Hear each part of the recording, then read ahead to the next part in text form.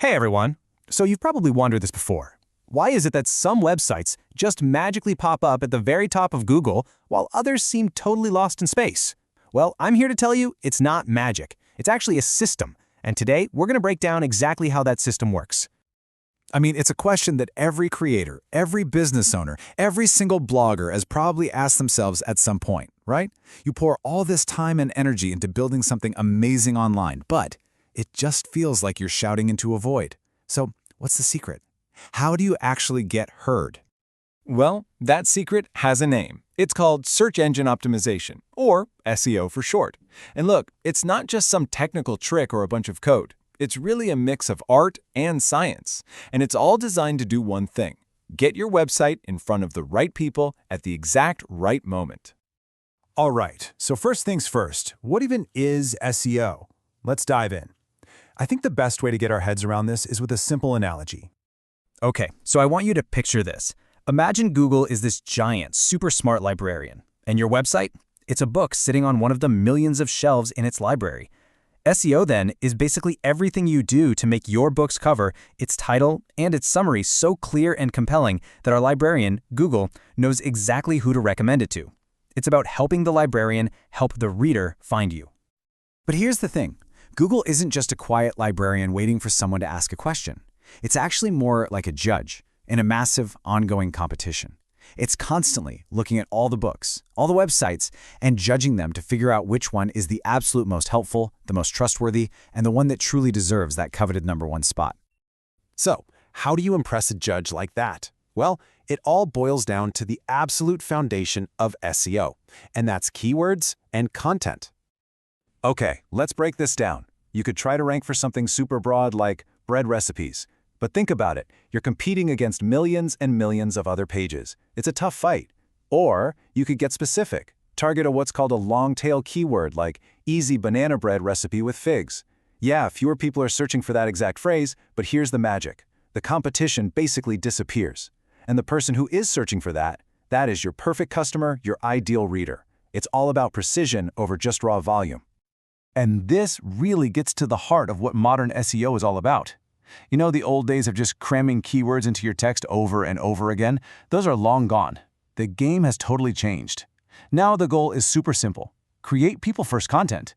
Just be genuinely helpful. Seriously. If you focus on solving your reader's problem, you'll naturally make the search engines happy. So what does this people-first, high-quality content actually look like? Well, for starters, it's comprehensive and detailed. It's not thin. It uses great visuals, images, videos, that kind of thing. It's also really well structured with clear headings, so it's easy to skim. And of course, it has to be fact-checked and show that you know your stuff. Oh, and you got to keep it up to date. Basically, the rule of thumb is this: create the kind of page that you would be thrilled to land on. Okay, so now you've got this amazing content, but it needs a solid place to live, right? It needs a good house. And that's where on-site optimization comes into play. This is all about making sure your actual website, the house itself, is built well, easy to navigate, and super fast for your visitors. Let's go back to that book analogy for a second. Think of your page's title tag as the title on the book cover. It's the first thing people see in the search results.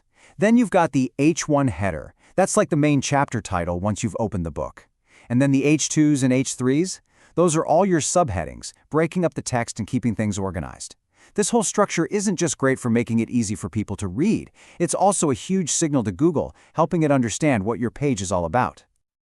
And let's talk about speed, because in today's world, page speed is absolutely non-negotiable. We've all been there, right?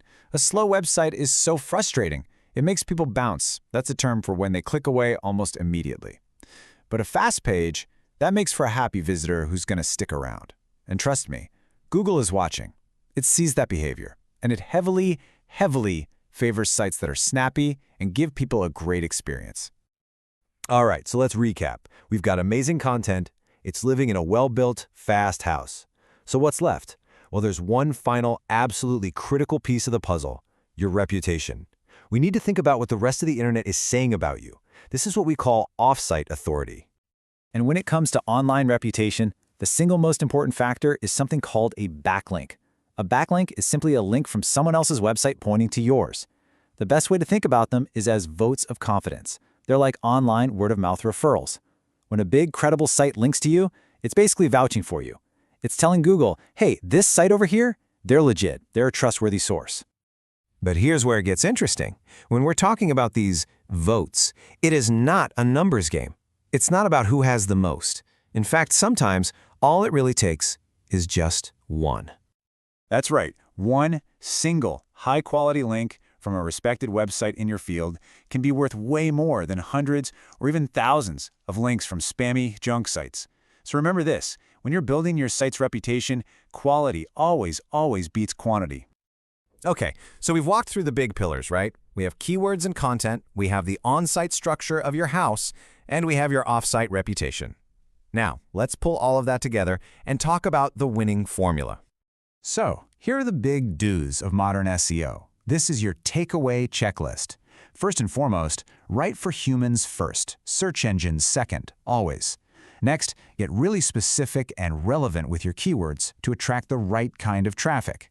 Then, make sure your content is structured with clear headers. Oh, and make your site fast and mobile-friendly. That's huge. And finally, put your energy into building those high-quality links, not just collecting a bunch of random ones. You know, if you forget everything else, just remember this one thing. The real magic formula, it's not some secret trick. It's not a loophole you can exploit. It is simply a relentless focus on creating real, genuine value for the people visiting your site. That's it. And that kind of leaves us with a pretty cool question to think about, doesn't it? As search engines get smarter and smarter, as they start to understand quality and context almost like a real person can, is it possible that the best SEO strategy is really just the best human experience strategy? I'll leave you with that. Thanks so much for tuning in.